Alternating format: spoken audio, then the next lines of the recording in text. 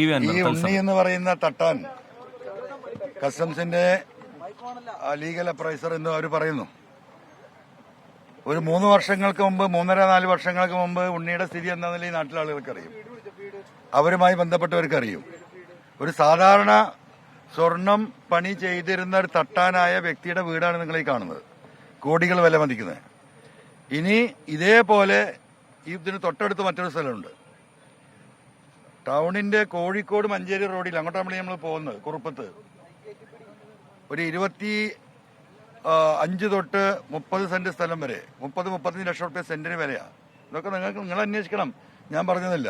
അപ്പൊ ഈ കൊണ്ടോട്ടി പരിസരത്ത് 10 കോടിയിലധികം രൂപയുടെ ആസ്തി, ഏകദേശം 12-13 കോടി രൂപയുടെ ആസ്തി ഈ 2-3 വർഷം കൊണ്ട് ഉണ്ടാക്കിയിട്ടുണ്ട്. പിന്നെ ബാംഗ്ലൂരിൽ അതുപോലെ തന്നെ ADGP അജിത് കുമാറുമായി ബന്ധപ്പെട്ടിട്ടുള്ള സ്വർണ്ണ ബിസിനസ് ദുബായിൽ നടക്കുന്നുണ്ട്. അതിന്റെ വിവരങ്ങൾ വന്നുകൊണ്ടിരിക്കുകയാണ്. ഈ തട്ടാന്റെ മകളും മരുമകനാണ് ദുബായിൽ ഇത് നിയന്ത്രിക്കുന്നത്. അപ്പോൾ ഞാൻ കൊടുത്ത പരാതിയിൽ അന്വേഷണം നടത്തുന്ന ഏജൻസികൾ ഈ വീട് ഇതുവരെ കണ്ടിട്ടില്ല. അത്ര ചെറിയ വീടാണല്ലോ, നിങ്ങൾ നോക്കൂ, കണ്ടിട്ടേ ഇല്ല. സാധാരണ ഒരു പാവപ്പെട്ട ഒരു അപ്രൈസർ എന്നാണ് ഉദ്യോഗസ്ഥന്മാർ പറഞ്ഞുകൊണ്ടിരിക്കുന്നത്. അപ്പോൾ ഇതൊക്കെ ഒന്ന് ജനങ്ങളെ കാണിക്കുക, എത്രയല്ലേ ഇപ്പം ചെയ്യാൻ പറ്റുള്ളൂ. അപ്പൊ PV അൻവർ ഈ കള്ളക്കടത്തുകാരുടെ ഏജന്റാണ് നാളെ പറഞ്ഞു വരുന്നത്.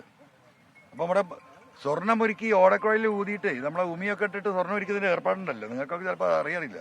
അതാണ് തട്ടാമ്പണി എന്ന് പറയുന്നത്. ഇപ്പൊ മറ്റേ സാധനമൊക്കെ കറണ്ടിന്റെ ആ പണി ചെയ്തവന്റെ സൗദമാണിത്. ഇതുപോലെ മറ്റൊരു സൗദം അപ്പുറത്തുണ്ടാക്കണം. നൗഷാദ് എവിടെ പോയി?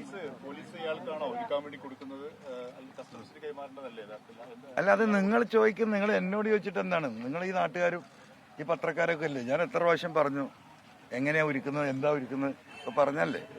നിങ്ങൾ അന്വേഷിക്കേ. കൊണ്ടോട്ടി ഇയാൾക്ക് മാത്രമല്ല, കൊണ്ടോട്ടി അങ്ങാടിയിൽ കുറെ സേട്ടുമാരുണ്ട് സ്വർണ്ണം ഒരുക്കുന്നത്. അവരെത്ര സ്വർണ്ണം ഇറക്കിയിരുന്നത് പോയി നോട്ടെ. ഇതൊക്കെ ഇൻവെസ്റ്റിഗേഷൻ ഏജൻസി അല്ലേ, ഒരു തട്ടാന്റെ അടുത്തൊന്നുമല്ല. ഇയാൾ ഔദ്യോഗിക തട്ടാനാണ്, അപ്രൈസറാണ്. അനൌദ്യോഗികമായിട്ട് എത്ര തട്ടാന്മാര് ഈ പറയുന്ന നോർത്ത് ഇന്ത്യയിൽ നിന്ന് വന്നിട്ടുള്ള സ്വർണം ഉരുക്കി വിൽക്കുന്നവർ ഈ കൊണ്ടോട്ടി അങ്ങാടിയിലുണ്ട്. അവിടെയൊക്കെ ഉണ്ട് ഈ സ്വർണം. ഇത് അന്വേഷിക്കാൻ ഞാൻ പിന്നെ എന്റെ നെഞ്ചത്ത് കയറിയിട്ട് കാര്യമുണ്ടോ? ഒരു വ്യവസ്ഥ ഉണ്ടോ? നിങ്ങൾ അവരോട് ചോദിക്കുന്നത്. നിങ്ങൾ എന്നോട് വ്യവസ്ഥ ഇല്ല എന്നുള്ള ഞാൻ ആവർത്തിച്ച് പറയുന്നത്.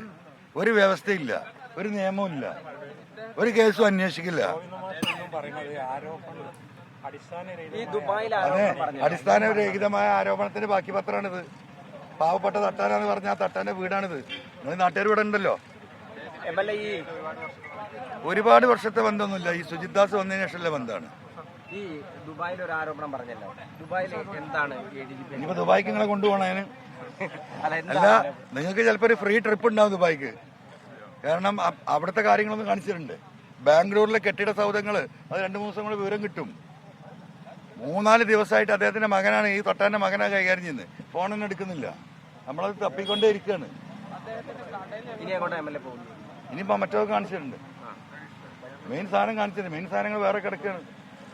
ഒന്നിടം നോക്കാം നമുക്ക്. വളരെ ചെറിയ കടയിൽ ഉമിയിട്ട് എന്താ പറയാ, ആ ചട്ടിയിൽ ഊതി സ്വർണം ഒരുക്കി ഉണ്ടാക്കിയിരുന്ന ആ പാവപ്പെട്ട തട്ടാന്റെ 2-3 കൊല്ലത്തെ ചെറിയ സമ്പാദ്യം.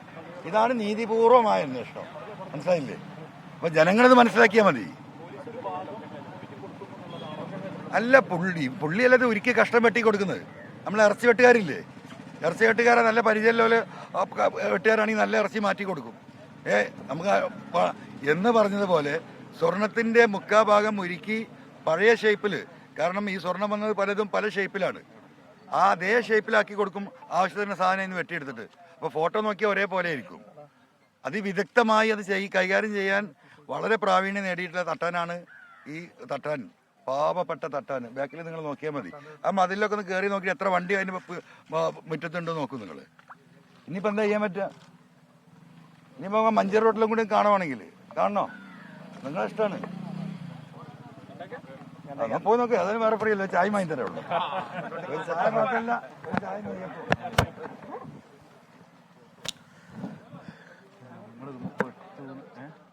വിവാദത്തിന്റെ ഭാഗമായ ഉണ്ണിയുടെ വീടിന് മുമ്പിലെത്തി ആ ദൃശ്യങ്ങൾ മാധ്യമങ്ങളെ കാണിക്കുകയായിരുന്നു PV അൻവർ. ഉറച്ചു തന്നെ പിന്നോട്ടില്ല എന്ന നിലപാട് ആവർത്തിച്ച് മുന്നോട്ട് പോകുന്നു PV അൻവർ. ഒരു സാധാരണക്കാരിൽ നിന്ന് 2-3 വർഷങ്ങൾ കൊണ്ട് ഇത്തരമൊരു മണിമാളിക പണിയുന്ന നിലയിലേക്ക് ഉണ്ണി എങ്ങനെ എത്തി എന്നുള്ള ചോദ്യത്തിന് ഉത്തരം വേണ്ടേ എന്ന് അൻവർ ചോദിക്കുന്നു. അൻവറിലേക്ക് ഞാൻ തന്നെ അതെല്ലാം അന്വേഷിച്ച് എന്താ പറയുക ക്യാപ്സ്യൂളാക്കി തരണം. ഒരു പണി ഉണ്ടായിരുന്നില്ല. ഒരു സാധാ ഒരു ഗ്രാമീണനായ ഒരു തട്ടാന് ഈ സ്ഥിതിയിലായി. അതായി പറഞ്ഞുകൊണ്ടിരിക്കുന്നത്.